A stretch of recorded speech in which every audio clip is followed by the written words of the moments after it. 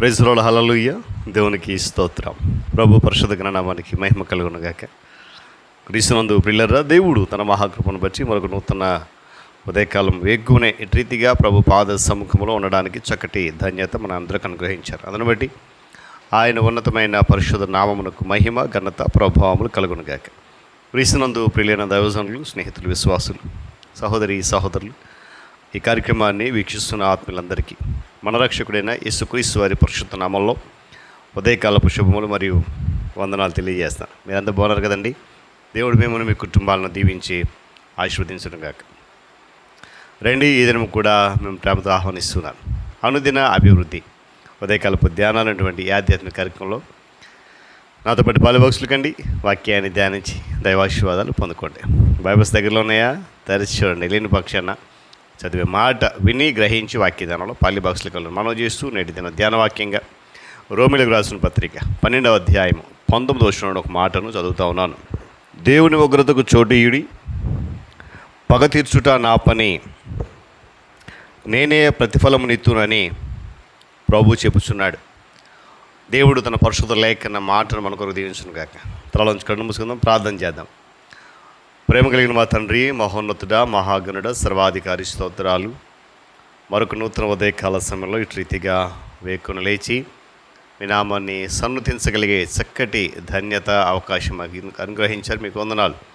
ఈ దినమంతా నీ కృపలో జ్ఞాపకం చేసుకోమని నీ రెక్కల జడ దాచి నడిపించి పాలే భాగస్లో అవుతున్న బిడ్డలందరినీ ఆత్మతో నింపండి.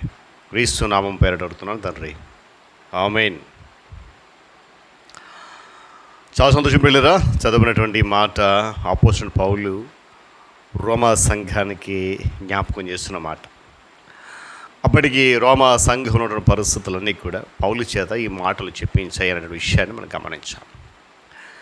యేసుక్రీస్తు ప్రభువారు తన పరిచర్య అంతట్లో కూడా ఎల్లప్పుడూ కూడా ఒక బోధకుడిగా ఉన్నాడు.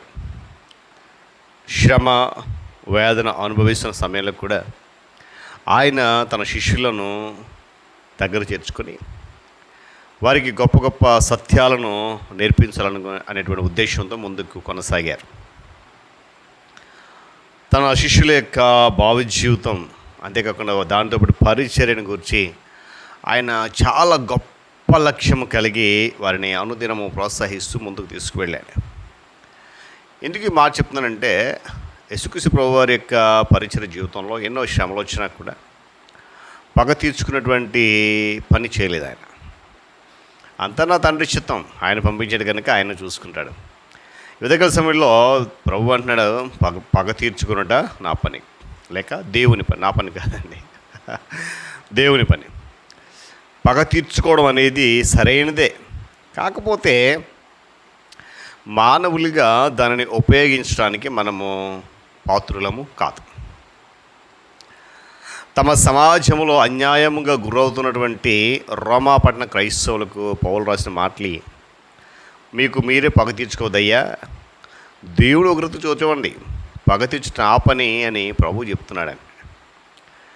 పిల్లలు, ఈ సత్యము పరిశుద్ధ గ్రంథంలో చాలా తరచుగా ఎక్కువసార్లు వ్రాయబడింది. ఈ సత్యాన్ని మనం ఎంత తొందరగా నేర్చుకుంటే అంత తక్కువగా మనము దెబ్బతింటాం. ఎందుకంటే అపవాది ఇప్పుడు కూడా దెబ్బ మీద దెబ్బ కొట్టాలని ప్రయత్నం చేస్తున్నాడు. కానీ ఈ సత్యాన్ని మనం నేర్చుకుంటే కనుక అపవాది దెబ్బలకు కొంత దాస్యపడుతున్న విషయాన్ని కూడా నేను జ్ఞాపకం చేస్తున్నాను. అంతేకాకుండా దేవుని రాజ్యానికి అంత తక్కువ నష్టం కలుగుతుంది.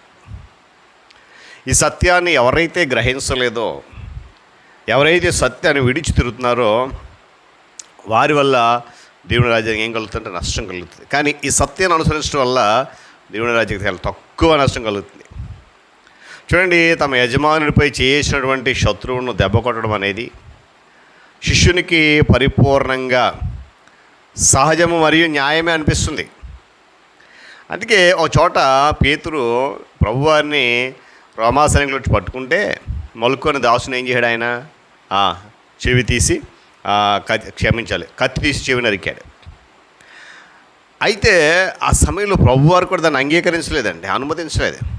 అంటే చూడండి, శత్రువుపై కూడా కత్తిని వాడడం అనేది బైబిల్ నిషేధంగా ఉంది.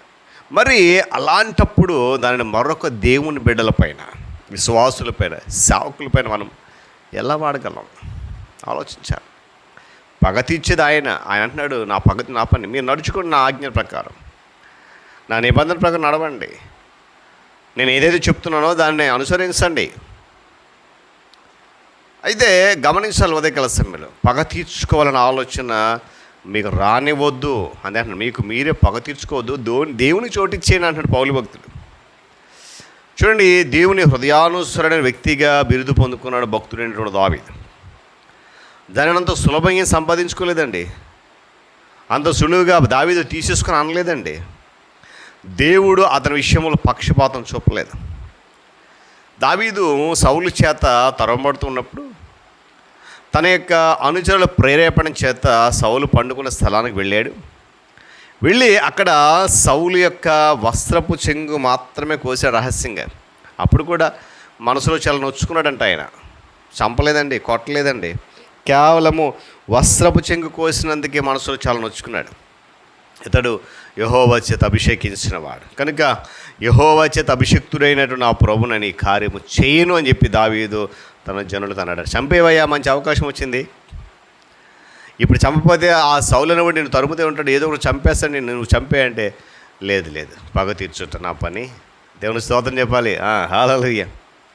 ఒక సహోదరుని గూర్చి, సహోదరుడు నీవేదైనా రహస్యంతో కత్తితో పోల్చవచ్చు, కత్తిని వరలో పెట్టుమన్నాడు ప్రభువారు. పిల్లల ఇతరుల యొక్క సామర్థ్యాల విషయంలో, ఇతరుల యొక్క తలాంతుల విషయంలో అసూయ చెందినవారు వాని గుణాన్ని ఆత్మహత్య చేసే ప్రయత్నం చేస్తారట. బలమైన వరములు కలిగి ఆనందముతో జీవిస్తున్నటువంటి అనేక మంది యొక్క జీవితాలు అసూయ ద్వారా ఆ మొక్కలు చెక్కలైపోతూ ఉంటున్నాయి. అసూయ అనేది సృష్టి యావత్తును కూడా చెరిపేస్తుంది. గమనించాలి ఉదయకాల సమయం. ఈరోజు పిల్లరా, నీ సహోదరుని వ్యతిరేకంగా కత్తి ఎత్తే శోధన కలిగితే కొంచెం ఆగి ఆలోచించు. అప్పుడు పొదలో కొమ్ములు తగులుకున్న పొట్టెలను చూస్తావు. హల్లెలూయా. పౌలు యొక్క సవాలును మనం మాటి జ్ఞాపకం చేసుకోవాలి. దేవుని చేత ఏర్పాటు చేయబడిన వారి మీద నేరము మోపువాడేవాడు, శిక్ష విధించువాడు వాడు, చనిపోయిన క్రీస్తు చేసి మన కొరకు విజ్ఞాపన చేసేవాడు ఆయనే. కనుక ఉదయకాల సమయంలో పగ తీర్చు దేవుని పని. మనందరికీ కోపం ఉంటాయి, తాపాలు ఉంటాయి, కానీ పగ తీర్చడం అనేది క్రైస్తవులుగా విశ్వాసం భూమి మీద ఎవ్వరికీ అది మంచిది కాదు అనేది ఒక అక్కని కట్టే స్థితిలో మనం ఉందాం. పగ తీర్చుకునేటువంటి పని దేవునికి అప్పగించి ఆయన మార్గంలో ఆయన మాట ప్రకారం మన జీవితాల్లో నడిపించుకుందాం. దేవుడి మాటలు మన కొరకు దీవించును కాక. తల నుంచి కన్ను మూసుకునండి. ప్రార్థన. మహాగణుడా, స్తోత్రాలు. తిరిగి మనకు నూతన ఉదయకాల సమయంలో నీ పాదశము నిలబెట్టుకున్నాం. నిజమే, మానవులుగా నాయన మా యొక్క ఆలోచన విధానాన్ని బట్టి, మా స్వభావాన్ని బట్టి ఇతరులను ద్వేషిస్తూ అసూయపడుతూ పగ తీర్చుకోవాలి, సాధించాలనేటువంటి తాపత్రయం కలిగి ఉన్నటువంటి మమ్మలను ఈ దినం నీ వాక్యం చేత భద్రపరిచి సూటిగా గద్దించి హెచ్చరించిన స్తోత్రం. మేము పగ తీర్చుకున్నాక నీ మాటలు నడుచుకొని నీవు మా పక్షాన్ని పనిచేస్తామన్న సత్యాన్ని గుర్తిరిగి ముందుకు వెళ్ళి కృపద ఇచ్చిమని ఎత్తుబడి నీ మాట ఉంటున్న బిడ్డలందరూ జీవితంలో ఫలింపొచ్చేయండి. యేసు నామమున ప్రార్థన తండ్రి, ఆమేన్. త్రియేక దేవుని దీవెన, ఆయన సన్నిధి కాపుదల సదాకాలం మనందరికీ తోడేండి నడిపించును గాక. ఆమేన్.